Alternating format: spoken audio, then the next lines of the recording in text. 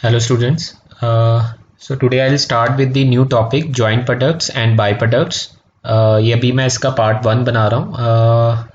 सो जो आज का टॉपिक है, this topic is very important for 15 marks theory as well as 15 marks practical. So I'll try to explain all the theoretical part as well as some of the practical part in the part 1 of the joint products and byproducts. So let's start. So the first part of the my presentation, what is the meaning of joint products? That joint products represents two or more products of almost equal importance which are produced in the natural proportions. यहाँ पर word लिखा है natural proportions simultaneously from the same raw material. सबसे पहली condition है कि what is the meaning of joint products, कि अगर हम कोई भी प्रोडक्ट प्रोड्यूस कर रहे हैं, अगर वो उसके लिए सेम रॉ मटेरियल यूज हो रहा है और सेम प्रोसेस यूज हो रहा है, so that is known as joint product. ठीक है. These products may be saleable without further processing और आफ्टर फर्दर प्रोसेसिंग. ये फर्दर प्रोसेसिंग का मतलब क्या है, मैं आपको सिर्फ इसकी एक एग्जांपल दे देता हूँ. फॉर एग्जांपल मेरा बिजनेस है, टी शर्ट मैन्युफैक्चरिंग का बिजनेस है, और मैं कुछ ऐसे टी शर्ट बनाई कि जिसके ऊपर आगे फर्दर प्रोसेसिंग की जरूरत नहीं है. जैसे ही टी शर्ट बनी मैंने उसको सेल कर दिया. ठीक है. आफ्टर फर्दर प्रोसेसिंग का मतलब क्या हुआ, कुछ ऐसी टी शर्ट बनाई जिसके ऊपर हमने फर्दर प्रोसेसिंग की. फॉर एग्जांपल एम्ब्रॉयडरी करवाई, ठीक है, या कुछ और डिजाइनिंग पार्ट करवाया. तो डिजाइनिंग पार्ट करवाने को हम कहते हैं आफ्टर फर्दर प्रोसेसिंग, या उसकी और लुक बढ़ाने के लिए, उसकी वैल्यू को और इंक्रीज करने के लिए, that is known as after further processing. तो फीचर क्या है जॉइंट प्रोडक्ट्स के?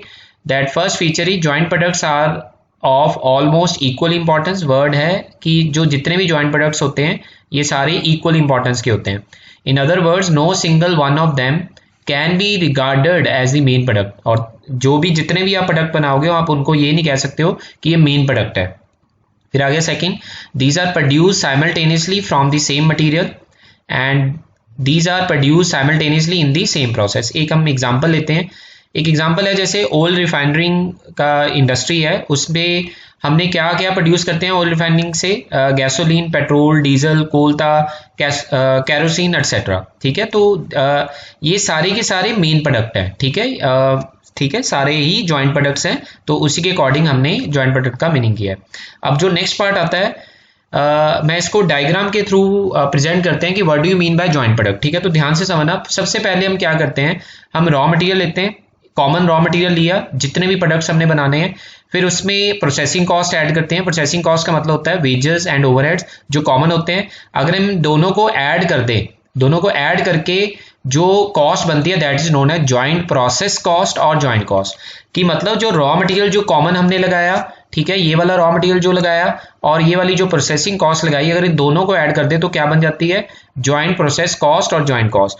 जब ये दोनों कॉस्ट ऐड हो जाएंगी तो आपके पास जितने भी प्रोडक्ट्स इससे निकलेंगे हम उनको कहते हैं जॉइंट प्रोडक्ट. ठीक है. जॉइंट प्रोडक्ट एक्स निकला, जॉइंट प्रोडक्ट वाई निकला, जॉइंट प्रोडक्ट जेड निकला. सो दैट इज नोन है जॉइंट प्रोडक्ट. सो डायग्राम से क्लियर है. ये थ्योरेटिकली आप इसको 15 मार्क्स के क्वेश्चन के लिए प्रेजेंट भी कर सकते हो. Now the next part, what is the meaning of. अब इसका मीनिंग हमने डिटेल में करना है. अभी मैंने आपको जॉइंट प्रोडक्ट का मीनिंग बताया, अब हम करेंगे जॉइंट प्रोसेस कॉस्ट और जॉइंट कॉस्ट का मतलब क्या है. ठीक है. तो इसको ध्यान से समझना. सो meaning of joint cost and subsequent cost. Subsequent cost का मतलब होता है फर्दर प्रोसेसिंग कॉस्ट. तो जो मैंने पहली स्लाइड में था कि फर्दर प्रोसेसिंग कॉस्ट का मतलब क्या है, अब और जॉइंट कॉस्ट का मतलब क्या है, दोनों एक्सप्लेन अभी करूंगा. पहला point joint cost. Joint cost का मतलब क्या है? It refer to the total cost incurred up to the split off point. अब ये नहीं पता, जो मैंने येलो में लिखा है वो अगली स्लाइड में आएगा आपके पास. up to the split off point. split off point का मतलब हम करेंगे डिटेल में. when the products get separated, since these costs cannot directly be allocated to individual products produced, there arise a problem. अब joint cost को allocate करना ही सबसे बड़ी प्रॉब्लम होती है.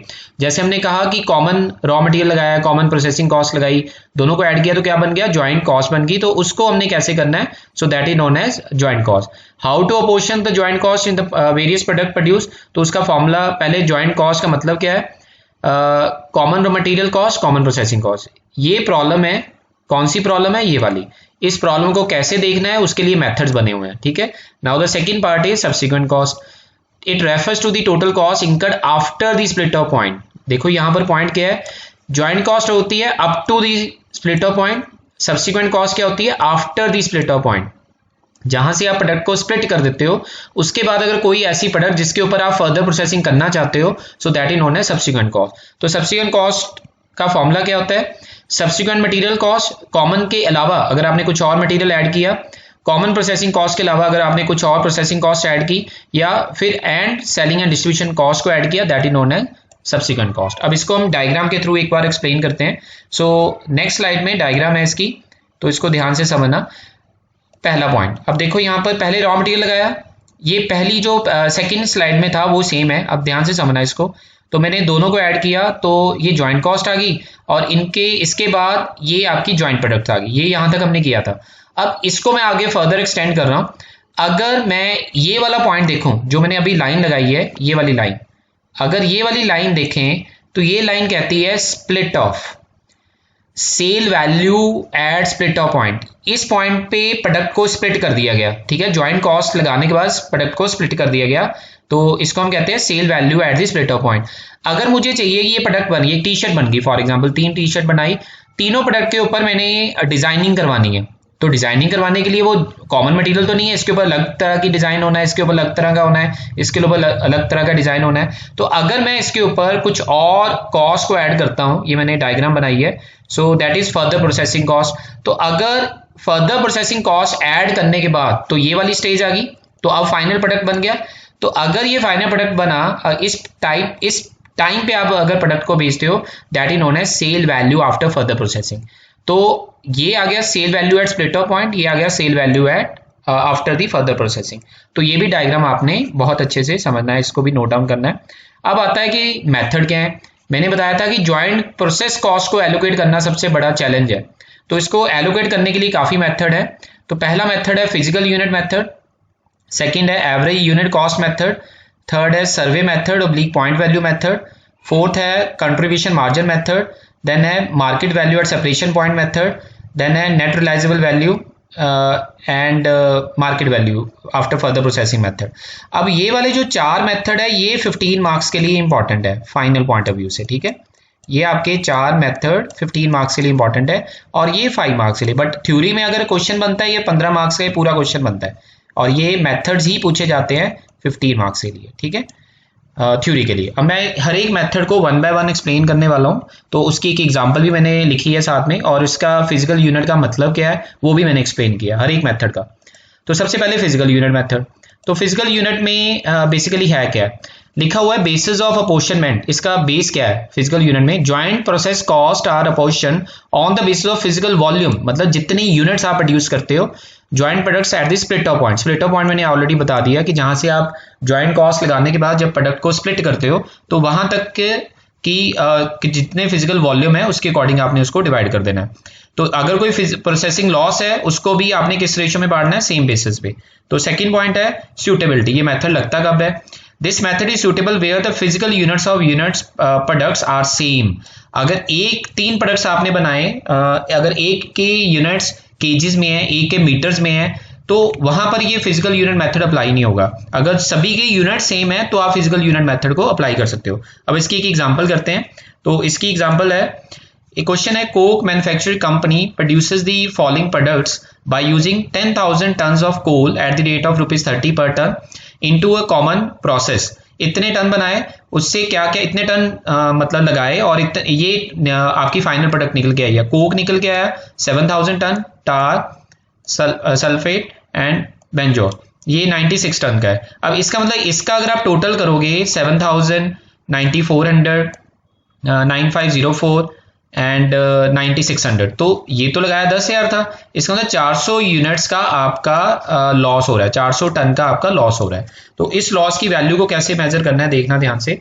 Statement showing the apportionment of joint cost, सबसे पहले product लिख दिए, उनकी आउटपुट लिख दी, लॉस आ गया, इस लॉस को आपने इसी रेशियो में डिवाइड कर देना है, ठीक है। इस लॉस को आपने इस रेशियो में डिवाइड कर देना है। डिवाइड किया, टोटल आपका वेट, इसका मतलब क्या था, दोनों को ऐड करके ये टोटल वेट था, ठीक है। इस वेट की रेशियो बना के आपने ज्वाइंट कॉस्ट कितनी थी, टोटल 3 लाख, 10,000 इंटू 30, तो उसको आपने डिवाइड कर देना इस रेशियो में, that is physical unit method. First method clear हो गया। Next next is average unit cost method. अब ये कब लगेगा, बेसिस ऑफ अपोर्शनमेंट पहले देखते हैं। जॉइंट प्रोसेस कॉस्ट को कैसे एलोकेट करना है एवरेज यूनिट में, कि the various product by using an average unit obtained by dividing the total number of unit produce. Average कैसे निकालते हो, जितने यूनिट प्रोड्यूस किए, जितने 5 प्रोडक्ट बने, cost divide by total number of unit produce, divide करके जो चीज आएगी that is known as average unit cost. तो ये इसकी सूटेबिलिटी क्या है, this method is suitable where physical units of joint products are same. ये भी वहां पर अप्लाई होगा अगर यूनिट सेम होंगे, ठीक है। तो अब इसकी एक एग्जांपल करते हैं।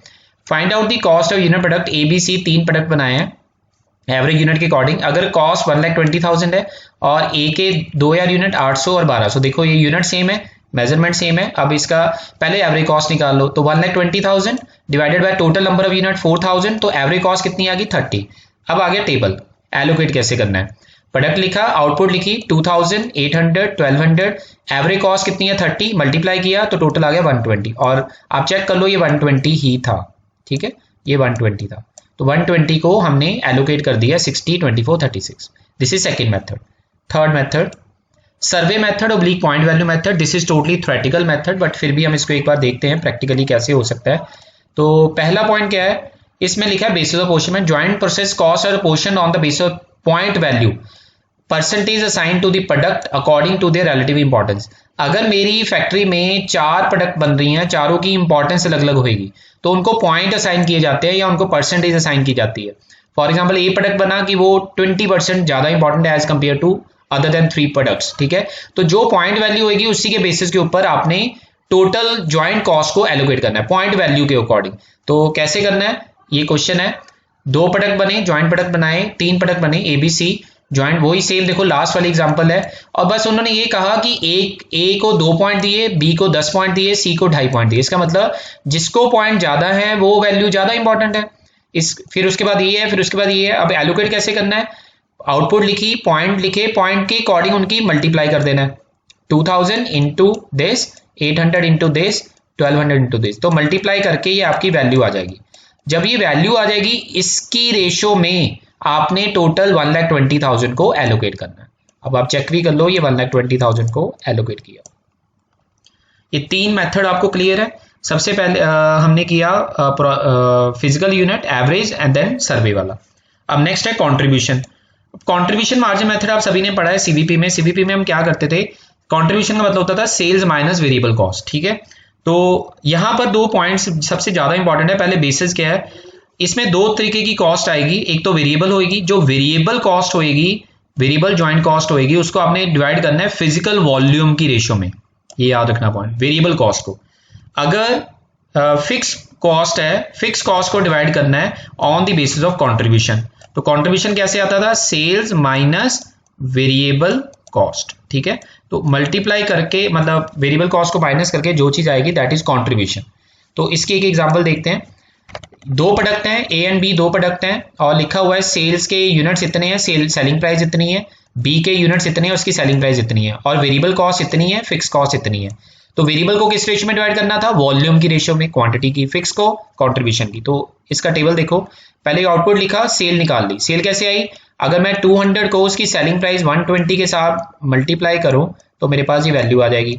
ऐसे ही इसको मैंने मल्टीप्लाई किया 60 के साथ, तो यहां पर ये वैल्यू आ गई। मल्टीप्लाई किया तो वेरिएबल कॉस्ट को इस रेशियो में डिवाइड करना है, इसके यूनिट्स की रेशियो में वेरिएबल कॉस्ट को। This selling price minus variable cost contribution, तो फिक्स कॉस्ट आ गई। तो फिक्स कॉस्ट को डिवाइड किया कंट्रीब्यूशन की रेशियो में, ठीक है। तो फिर दोनों की ज्वाइंट कॉस्ट हमने प्लस कर दी, 8,000 प्लस 12,000, 20,000। तो ये ज्वाइंट कॉस्ट आ गई दोनों प्रोडक्ट की। क्लियर।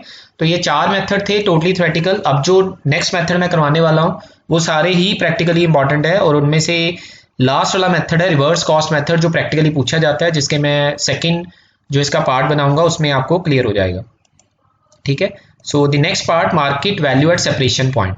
अब सेपरेशन पॉइंट मैं ऑलरेडी कर चुका था, आपको डायग्राम के थ्रू बता दिया था what is the meaning of separation point, कि हमने ज्वाइंट कॉस्ट को सेपरेशन पॉइंट पे डिवाइड करना है। अब इसकी एग्जांपल को ध्यान से समझना है, इसकी एग्जांपल के बेस के ऊपर ही अगले सारे क्वेश्चन है, मतलब अगले जो मेथड है उनमें यही एग्जांपल को यूज किया हुआ है।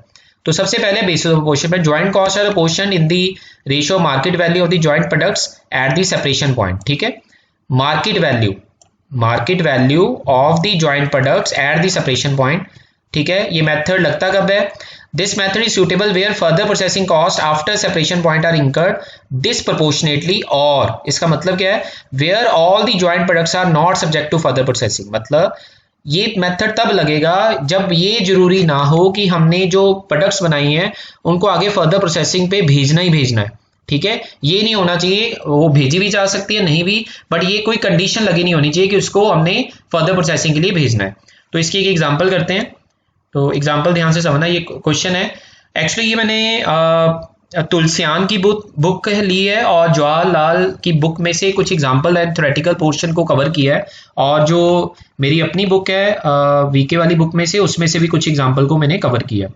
सो पहली है T limited operates PQR 4 products बना रही है, उन्होंने रॉ मटेरियल यूज किया ये वाला, और initial processing wages and overhead को ये यूज किया।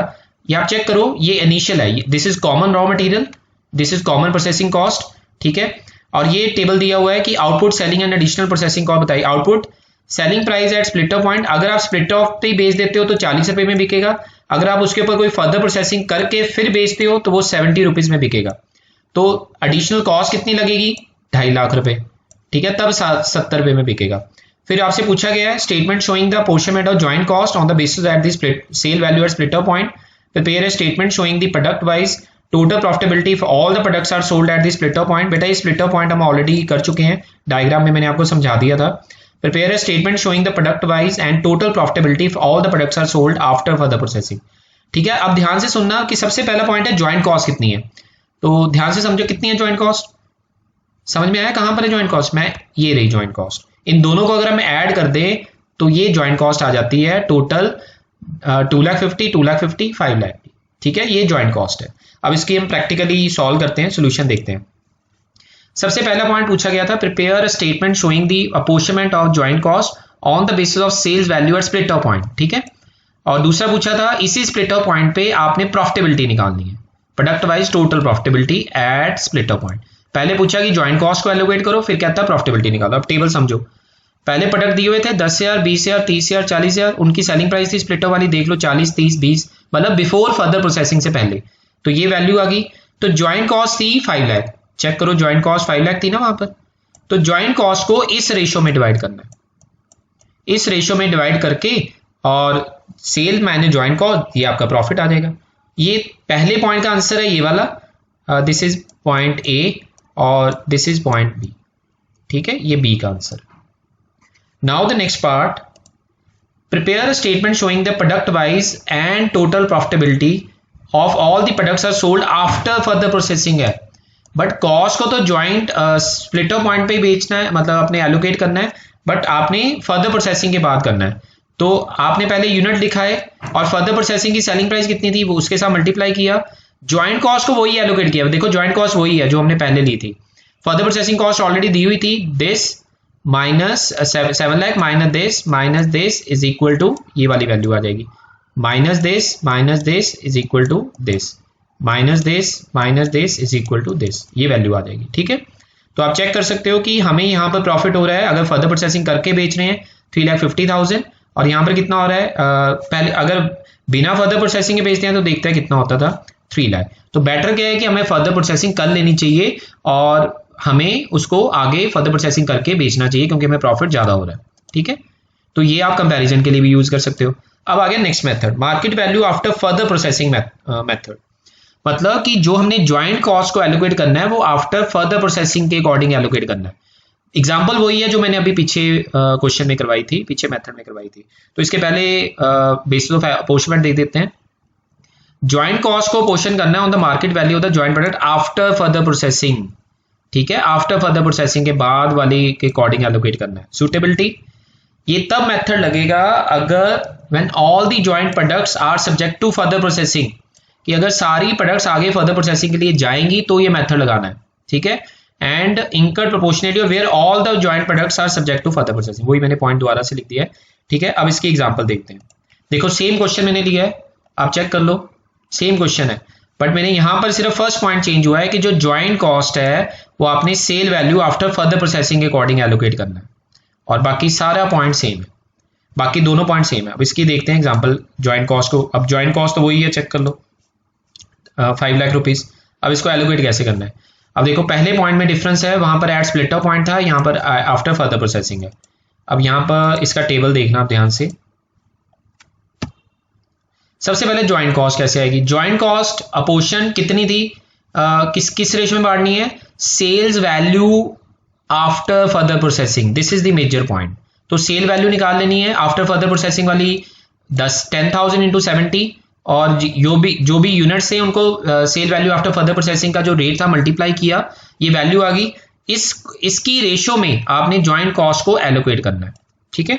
अब टेबल देखो दूसरा, PQRS लिखा, आउटपुट दिखा दी, सेलिंग प्राइस, सेल वैल्यू वही हमने स्प्लिट ऑफ पॉइंट वाली ले ली, बट ज्वाइंट कॉस्ट को इस रेशो में एलोकेट करना है बस 5 लाख को, और ये प्रॉफिट आ गया। क्लियर हो गया पॉइंट? वहां पर था कि इस रेशो में डिवाइड किया था स्प्लिट ऑफ वाले पॉइंट पे, और यहां पर क्या है, आफ्टर फर्दर प्रोसेसिंग वाले सेल में हमने कॉस्ट को डिवाइड किया। ये पहले दो और सेकंड पॉइंट का आंसर आ गया, प्रॉफिट भी आ गया। अब आ गया थर्ड भी सेम है। थर्ड में हमने क्या करना है, सब कुछ सेम है, सिर्फ ज्वाइंट कॉस्ट की वैल्यू चेंज हुई है और प्रॉफिट चेंज हुआ है। सिर्फ ज्वाइंट कॉस्ट को हमने इस रेशो में डिवाइड करके, ये वाली रेशो देख चेक कर लो आप, ये वाली रेशो में डिवाइड किया। This is market value after further processing. Now next is net realisable value method. अब नेट रियलाइजेबल वैल्यू का मतलब क्या है? Joint cost are apportion in the ratio of the net realisable value. अब net realisable value का मतलब क्या है? Sale value after further processing minus further processing cost, ठीक है। जितनी भी सेल वैल्यू है आफ्टर फर्दर प्रोसेसिंग वाली, उसमें से अगर फर्दर प्रोसेस कॉस्ट को लेस कर दोगे तो उस रेशियो में जो वैल्यू आएगी, उस रेशियो में आपने ज्वाइंट कॉस्ट को एलोकेट करना है। देखो पूरा चैप्टर ज्वाइंट कॉस्ट के ऊपर है कि आपने ज्वाइंट कॉस्ट को कैसे एलोकेट करना है। और सुटेबिलिटी क्या है? This method is suitable where all the joint products are subject to further processing, market value of all the joint products are separation point are not available. अब ये यहाँ पर ये हम देखते हैं कि जो मार्केट वैल्यू है, जहां से हम प्रोडक्ट को सेपरेट करते हैं, वहां पर उसकी मार्केट वैल्यू नहीं पता होनी चाहिए हमें, ठीक है। अब ये क्वेश्चन वही सेम है जो हमने अभी किया, सिर्फ यहां पर मैंने एक कॉलम डिलीट कर दिया, selling price at separation point. तो हमने सिर्फ ज्वाइंट कॉस्ट को एलोकेट करना है। तो ज्वाइंट कॉस्ट बताओ कैसे आएगी, कैसे एलोकेट करोगे? ठीक है, ये लिखा है ना, joint cost on the basis of net realisable value at separation point. तो पहले आप इसको इसके साथ मल्टीप्लाई करोगे, सेलिंग प्राइस आएगी, उसमें से आफ्टर फर्दर प्रोसेसिंग कॉस्ट को लेस कर दोगे, तो जो वैल्यू आएगी उस रेशियो में आपने डिवाइड करना है। तो एक बार देखते हैं हम एग्जांपल के थ्रू। ये तो ज्वाइंट कॉस्ट थी, अब चेक करो, ये लिखा सेल वैल्यू बनाई, फर्दर प्रोसेसिंग कॉस्ट लिखी, this minus this is equal to this, और इस रेशियो में मैंने ज्वाइंट कॉस्ट को एलोकेट कर दिया, ठीक है, 5 लाख को एलोकेट कर दिया। बाकी पॉइंट सेम है। तो मेन पॉइंट था कि नेट रियलाइजेबल वैल्यू में आपने कैसे करना है, ठीक है। अगर क्वेश्चन में लिखा हो net realisable value, net realisable का मतलब क्या है? Sales value after further processing minus further processing cost. Now the next is which is very important, reverse cost method. तो रिवर्स कॉस्ट मेथड का मतलब क्या है? पहले बेसिस ऑफ अपोर्शनमेंट क्या है? Joint cost are apportion in the ratio of net value of the joint product. तो net value कैसे आती है? नेट रियलाइजेबल वैल्यू पेपर में अगर क्वेश्चन आया तो ये रिवर्स कॉस्ट का ही ज्यादातर चांसेस होते हैं कि वो आएगा, रिवर्स कॉस्ट मेथड का। तो कैसे आएगा? Sales value after further processing minus कर दो एस्टिमेटेड प्रॉफिट, सबसे पहले प्रॉफिट लेस करो, ये आ गई कॉस्ट ऑफ सेल। इसको हम कहते हैं टोटल कॉस्ट। टोटल कॉस्ट का मतलब क्या हो गया? दैट इंक्लूड आपके पास लगा लो ज्वाइंट कॉस्ट, ठीक है, प्लस फर्दर प्रोसेसिंग कॉस्ट, मैं इसको इक्वल टू कर देता हूं, मतलब दैट इज ज्वाइंट कॉस्ट, ठीक है, plus further processing cost plus any selling overhead, ठीक है, सेलिंग ओवरहेड, इसको टोटल कॉस्ट कहते हैं। और इसमें से सेलिंग को लेस किया, कॉस्ट ऑफ गुड्स सोल्ड आ गई, फर्दर को लेस किया, ये नेट रियलाइजेबल वैल्यू होगी। इस रेशियो में आपने ज्वाइंट कॉस्ट को एलोकेट करना है। अगर ये मैं आपको पॉइंट अभी बताने वाला हूं, ये नेट रियलाइजेबल वैल्यू, इसी को हम वैसे ज्वाइंट कॉस्ट ही कहते हैं। मेन पर्पस क्या होता है कि हमने ज्वाइंट कॉस्ट निकालनी होती है, ठीक है। अब ये आ गया नेट रियलाइजेबल वैल्यू, ठीक है, इसको हम ज्वाइंट कॉस्ट ही कहते हैं, ठीक है। नेक्स्ट पॉइंट, अब ये एग्जांपल समझना ध्यान से।